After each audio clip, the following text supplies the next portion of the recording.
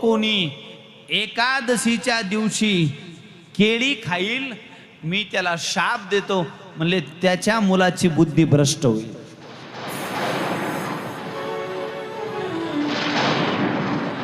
एकादशीच्या दिवशी केळी खायच्या नाही. शास्त्राने सांगितलं एकादशीला केळी दान करणं चांगलं नाही, एकादशीच्या दिवशी केळी खाणं चांगलं नाही. आता काय ताप झाला म्हणा,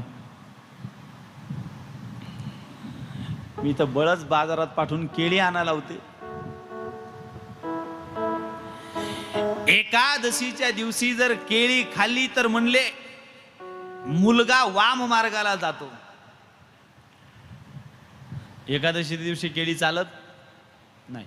आता का चालत नाही याची खूप मोठी कथा आहे, ती आज नाही सांगणार. आपल्याकडे प्रत्येक गोष्टीचं विधान आहे, शास्त्र आहे.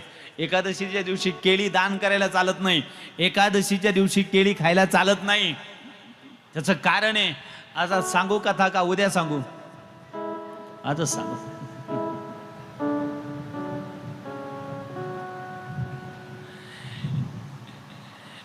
पुराणामध्ये असं वर्णन आलं, एक वेळा देवगुरु बृहस्पती आणि इंद्र देवादिदेव महादेवाचं दर्शन करण्याकरता निघाले.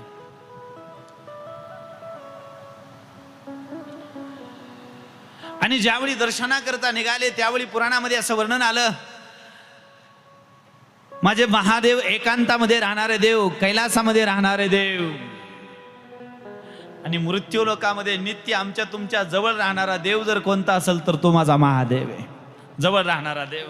महादेव कुठं राहतात? कुठं? मशानामध्ये. कुठं राहतात महादेव? कुठं राहतात?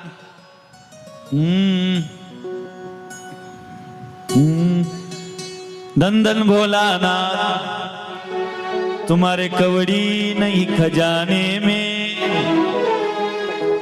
तीन लोक बस्ती में बसाए आप बसे बेराने में. दंदन भोलाना सर्वांनी टाळी वाजवून. दंदन भोलानाथ तुम्हारी कवड़ी नहीं खजाने में, कवड़ी नहीं खजाने में, तीन लोग बस्ती में बसा के आप बैठे बेराने में. दंदन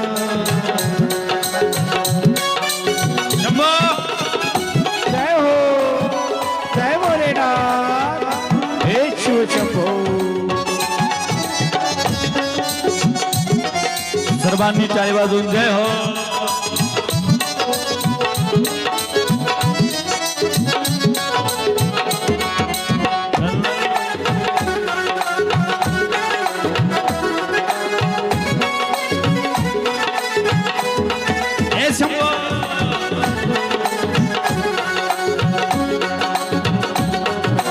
दंदन भोलानाथ तुम्हारे कवड़ी, अरे कवड़ी, अरे कवड़ी नहीं खजाने में, तीन लोक बस्ती में बसाए आप बसे बेराने में.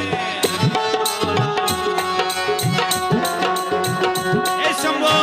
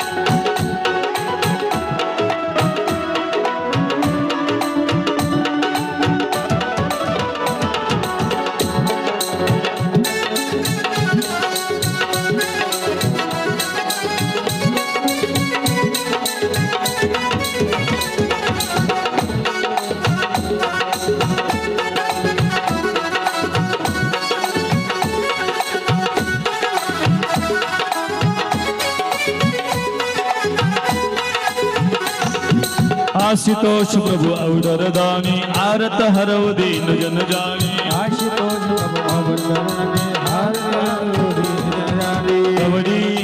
कवड़ी हर कवड़ी नहीं खजाने में लोक बस्ती में बसाए आप बसे बेराने में धन धन भोलानाथ तुम्हारी कवड़ी नहीं खजाने में कवड़ी नहीं खजाने में तीनों लोग मस्ती में बता के आप बैठे बेराने में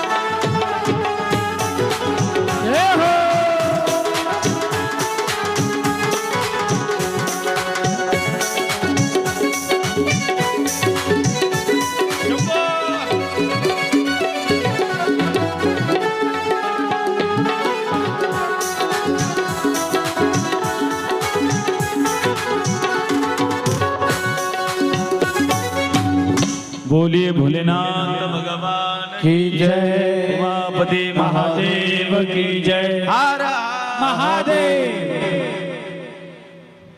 एक वेळा भगवान शंकराचं दर्शन करण्याकरता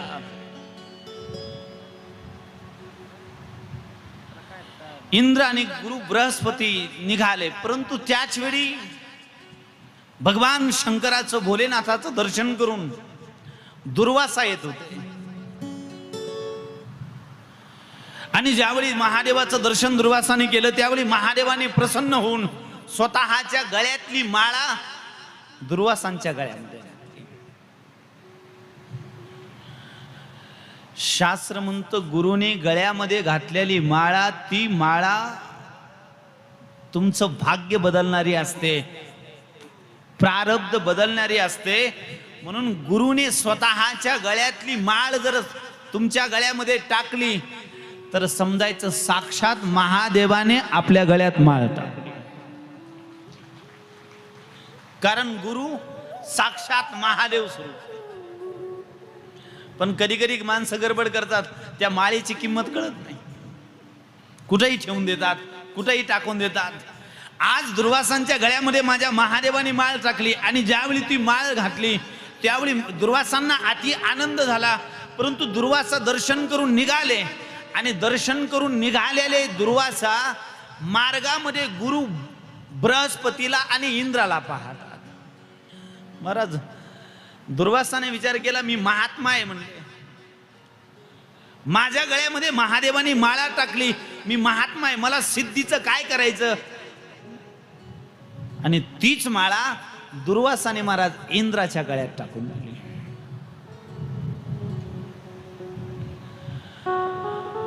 आता इंद्राला थोडा अभिमान झालेला. महाराज गावचा सरपंच झाला तर अभिमान होतो, तो तर देवाचा राजा. अभिमान कशाचा होईल आणि कधी होईल काही सांगता येत नाही. कशाचा अभिमान होतो माणसाला. एक जणाने रोडच 10 एकर जमीन होती, अख्खी विकली आणि विकल्यानंतर एक दिवस सहज भेटण्याकरता मला आला आणि म्हणला, महाराज पठ्याने रोडच 10 एकर अख्खी विकून टाकली. आता जमीन विकलेला अभिमान व्हावा, कशाचा अभिमान होईल काही सांगता येत नाही. शेत विकले म्हणून अभिमान.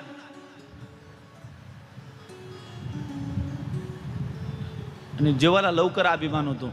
पोराचं लग्न जमलं तरी वरमाईला अभिमान, ठुमके मारतच चालते. शेजारणीला बोलत नाही अशी ठुमके मारती. शेजारीने म्हणते थांब थोडे दिवस, 6 महिन्यात रडत माझ्याकडेच येणार आहेस. कशाचा अभिमान होईल, कधी अभिमान होईल काही सांगता येत नाही. महाराज इंद्राला अभिमान झाला. अरे म्हणले इंद्र मी काही लहान मनुष्य नाहीये, देवाचा राजा इंद्र आहे. आणि म्हणले माझ्या गळ्यामध्ये दुर्वासाने शिडी माळ घातली. महाराज ती माळ इंद्राने काढून टाकली.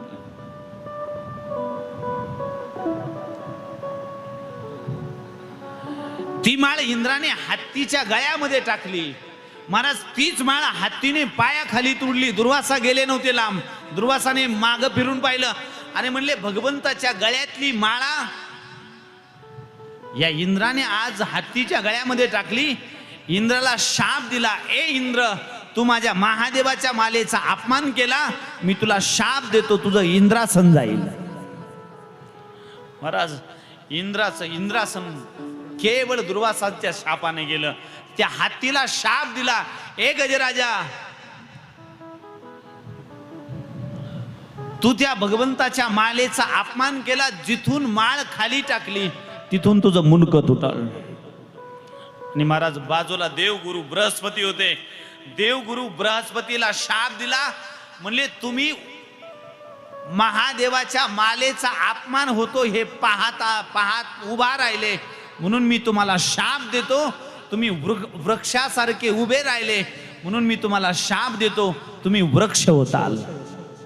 त्यावेळी देवगुरु बृहस्पती कोणतं वृक्ष झाले? म्हणले केळीचं वृक्ष. कोणतं वृक्ष? केळी वृक्ष. शास्त्रामध्ये वर्णन आलं, आपल्याकडे केळी वृक्षाचं पूजन केलं जातं, केळीच्या वृक्षाचं पूजन केलं जातं. पण का म्हणून? तर देवगुरु बृहस्पती स्वरूपामध्ये गुरु म्हणून त्याची पूजा केल्या जाते. ज्यावेळी महाराज शाप दिला त्यावेळी देवगुरु बृहस्पती केळीचं वृक्ष झाले. परंतु देवगुरु बृहस्पतीने त्या दिवशीपासून महाराज शाप दिला, म्हणले जो कोणी एकादशीच्या दिवशी केळी खाईल मी त्याला शाप देतो, म्हणले त्याच्या मुलाची बुद्धी भ्रष्ट होईल.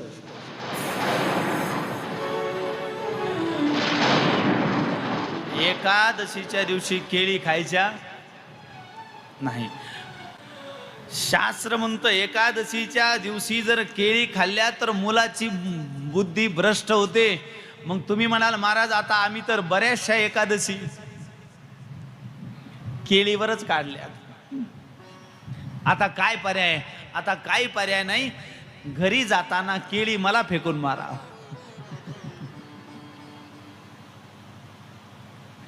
कारण तुमच्या डोक्याला किती ताप दिला मी.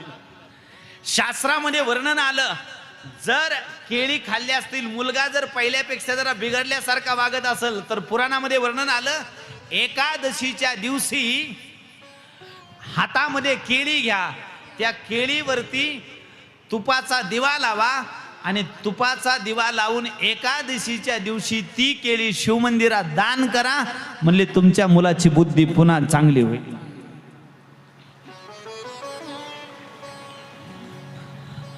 आता जरा बरं वाटलं म्हणा. एकादशीच्या दिवशी केळी चालत नाही.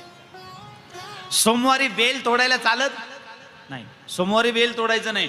प्रदोषाच्या दिवशी बेल तोडायचं नाही. शिवरात्रीच्या दिवशी बेल तोडायचं नाही. अमावस्याच्या दिवशी बेल तोडायचं नाही. पौर्णिमेच्या दिवशी बेल तोडायचं नाही. रविवारी तुळशी तोडायची. कोणत्या वारी? आता महादेवाला कोणत्या वारी बेल वाहतो आपण? सोमवारी. आणि सोमवारी बेल तोडायला चालत नाही. मग काय करावं? आदल्या दिवशी. महाराज प्रत्येक गोष्टीचं शास्त्र आहे. विधिवत जर प्रत्येक गोष्ट केली तर त्याचा अधिक पुण्य प्राप्त होतं. विधिवत जर केली नाही तर अडचणी निर्माण होतात. सोमवारी महादेवाला बेल वाहण्याचं शास्त्र आहे, परंतु ते सोमवारी तोडायला चालत नाही. रविवारी बेल तोडून ठेवायचं. प्रत्येक देवाच्या प्रदक्षिणेचं शास्त्र आहे. महादेवाच्या मंदिरामध्ये गेल्यानंतर किती प्रदक्षिणा? किती? महादेवाच्या मंदिरामध्ये गेल्यानंतर आरती परिक्रमा. किती? आरती. गणपतीच्या मंदिरात गेल्यावर गणपतीला किती? नाही माहिती. बरं, नवऱ्याला किती प्रदक्षिणा?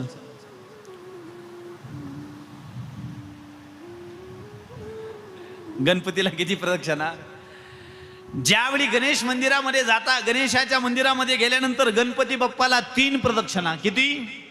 लक्षात ठेवा बरं, शास्त्र आहे प्रदक्षिणेचं. ज्यावेळी गणेश मंदिरामध्ये जाता त्यावेळी गणपती बाप्पाला 3 प्रदक्षिणा.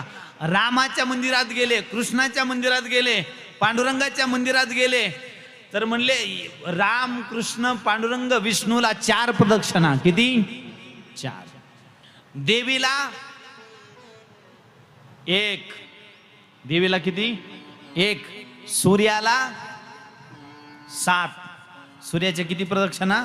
7. महादेवाला अर्धी.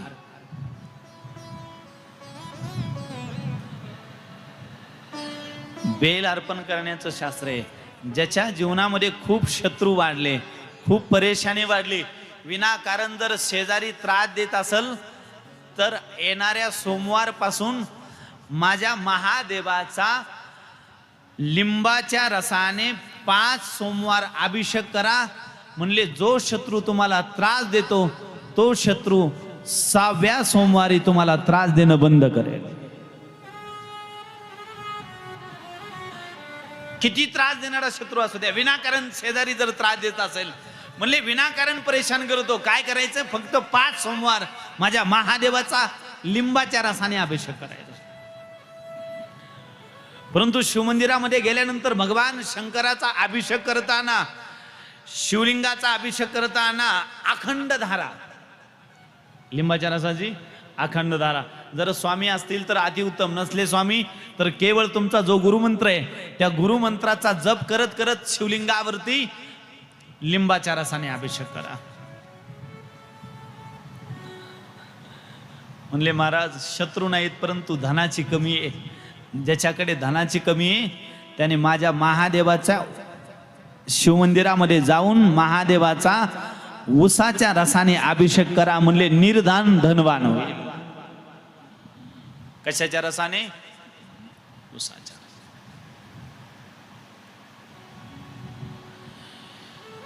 उसाच्या रसाने अभिषेक केला तर माझे महादेव धन प्राप्त करून देतात.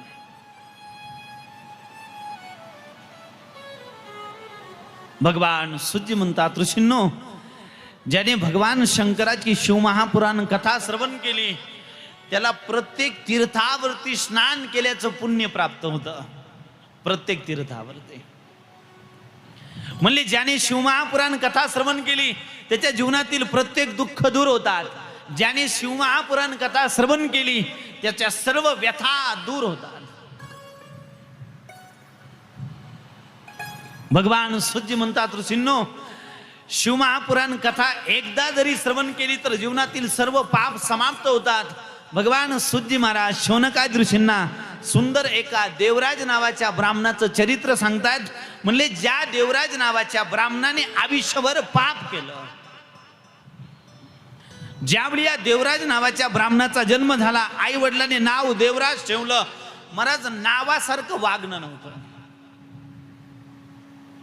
आणि 99% मुलं जर वायाला कोणामुळे जात असतील तर फक्त आईमुळे. कोणामुळे? मला सांगा, तुमचा जास्तीचा जीव पोरात आहे का पोरीत? मुलगी जास्त आवडते का मुलगा? खरं सांगा, तुम्हाला मोसोबाची शपथ आहे. कोण जास्त आवडतं? कोण? तुमचा मुलीत जास्त जीव आहे का मुलात? मुलगा जर 7:30ला उठला तरी म्हणते झोप झोप, आत्ताशी 7:30 वाजले. जर जास्त वेळ झोपू लागला तर त्याला उचलून मागच्या रूम मध्ये टाकते, माग झोप तुझा पप्पा जाऊस तर. आणि पोरगी जर 7:30 पर्यंत झोपली तर तिला म्हणते म्हैस आहे का? आणि असं झोपल्यावर कसं होईल? रासील का परत येशील? कोणात जास्त जीव आहे तुमचा? कोणात? महाराज हे नातच असं आहे. बापाचा सर्वाधिक जास्त जीव जर कोणामध्ये असेल तर मुलीमध्ये. बापाचा जीव मुलीमध्ये. आणि आईचा जीव या देवराजाची कथा सुद्धा अशीच आहे. ज्यावेळी या देवराजाचा जन्म झाला त्यावेळी देवराजाचे वडील पूजामध्ये व्यस्त राहायचे. घरामध्ये देवराजाची आई आणि देवराज हा बालक लहानपणापासून आईजवळ राहायचा. परंतु ब्राह्मण देवता घरी आल्यानंतर पहिल्या पत्नीला प्रश्न विचारायचे, देवराजाने आज नित्य विधी केला का, नित्य नेम काही केलाय का, मंत्र जपला का. महाराज आईने सांगावं त्याने नित्य पूजा केली, नित्य मंत्र जपला.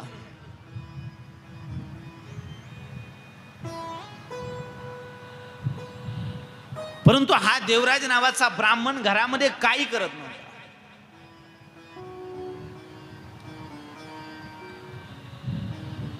हा हळूहळू मोठा होऊ लागला आणि जसा जसा मोठा होऊ लागला तसा तसा महाराज ब्राह्मण कुळामध्ये जन्माला आलेला हा देवराज मांस भक्षण करू लागला, मद्रापान करू लागला. आणि शास्त्रामध्ये वर्णन आलं, ब्राह्मणाला 4 गोष्टी करता येत नाही. शास्त्र म्हणतं ब्राह्मणाला मद्रा विकता येत नाही. शास्त्र म्हणतं ब्राह्मणाला तेल विक्री करायला चालत नाही. शास्त्र म्हणतं ब्राह्मणाने शेती सुद्धा करू नाही. म्हणले ब्राह्मणाने फक्त ज्ञानदान करावं, पूजा करावी, अर्चा करावी. म्हणले ब्राह्मण पूजा अर्चा देव धर्म भगवंताच्या नामाचा प्रचार करण्याकरता आहे. हा देवराज नावाचा जो बालक आहे ब्राह्मण कुळामध्ये जन्माला आलेला हा देवराज मांस भक्षण करू लागला, कालांतराने मद्रापान करू लागला. आणि पुराणामध्ये वर्णन आलं, हा देवराज नावाचा ब्राह्मण ज्यावेळी वाम मार्गाला निघाला त्यावेळी या देवराजाचा विवाह केला. आणि मी नेहमी सांगतो, लहानपणी ज्या सवय लागल्या त्या लागल्यानंतर बदलत नाही. लहानपणी ज्या सवय लागल्या त्या लागल्या. तुम्ही पहा, तुम्हाला लहानपणी एक सवय लागलेली कोणती, भजे तळीता तळीता खायची. मोडली का नाही? तुम्ही मीठ पाहता, तुम्ही भजे नाही खात, मीठ पाहता. पण काही काहीला मीठ पाहण्याकरता अर्धा किलो बेसन पीठ लागतं. सवय. ज्या गोष्टीची सवय लागली ती सवय लहानपणीपासून तर महाराज म्हातारपणीपर्यंत सुटत नाही. सवय एकदा लागली म्हणून लहानपणी ज्या सवय तुम्हाला चांगल्या लावायच्या त्या लहानपणी. शास्त्र म्हणतं आईने लवकर उठायची सवय मुलाला लहानपणी लावावी, अभ्यास करायची सवय लहानपणी. 10वी नंतर अभ्यास होत नाही. आणि इथं बसलेल्या मायमावल्याला माझी प्रार्थना आहे, जिला मुलाला डॉक्टर करायचंय, नीटची तयारी करायची, तिनं महाराज 10वी पर्यंत जर मुलाला 10 तास एका आसनावर बसता आलं तर 12वी पर्यंत तो नीट करल. नाहीतर म्हणले तो नीट नदीत नेऊन घाली.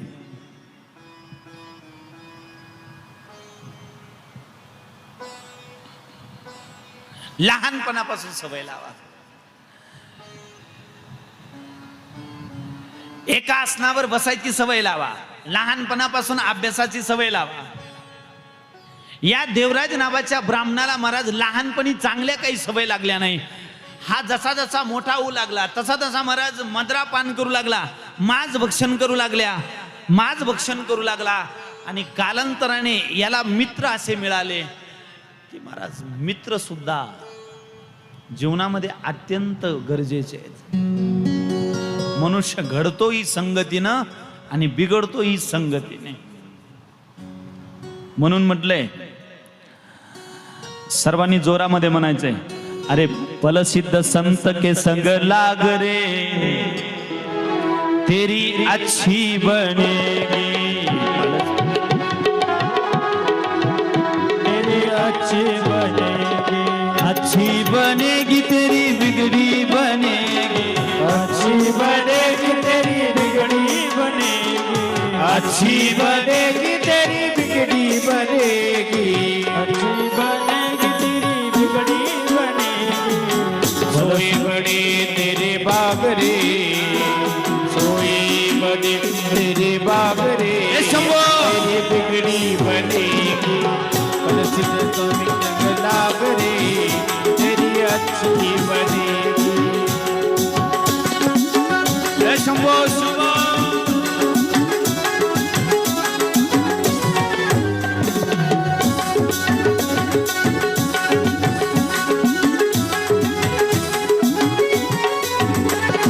अच्छी बनेगी तेरी बिगड़ी बनेगी, अच्छी बनेगी तेरी बिगड़ी बनेगी, अच्छी बनेगी तेरी बिगड़ी बनेगी, अच्छी बनेगी तेरी बिगड़ी बनेगी। हाँ होए तेरो बड़े भाग रे, तेरे अच्छे बनेगी, संतन के संग लाग रे, तेरे अच्छे बनेगी।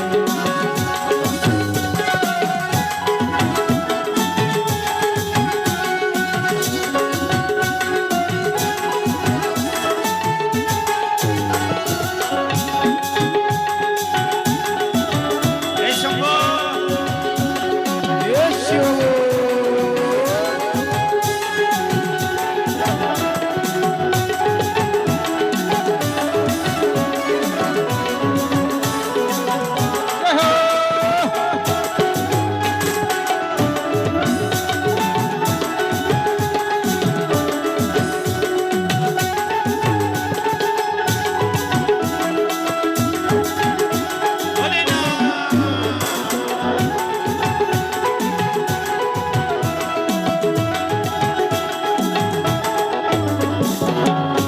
चेतन के संग लाग रे, सिद्ध चेतन के संग लाग रे, तेरी अच्छी बनेगी, संग लाग रे, सिद्ध चेतन।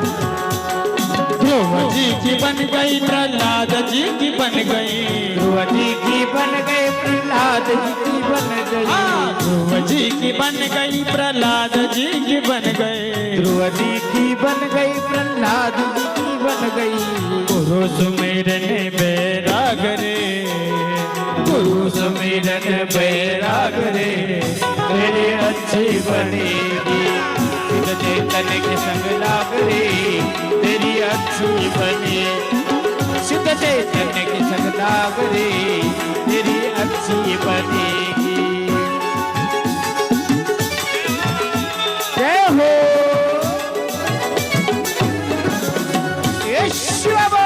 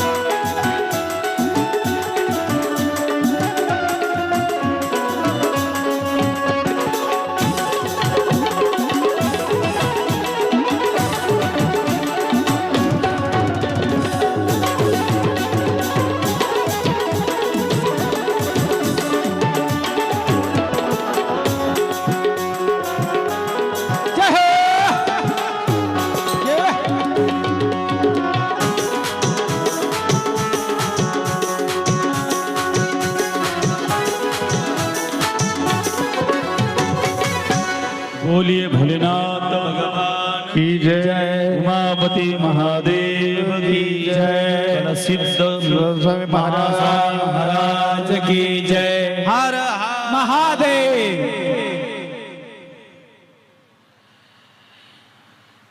भगवान सूर्य म्हणतात ऋषींनो, हा देवराज नावाचा ब्राह्मण कालांतराने माज भक्षण मद्रा पान करू लागला का, तर म्हणले केवळ संगती। म्हणून या कलियुगामध्ये सर्वात श्रीमंत मायमाऊली ती आहे। म्हणले कोणती?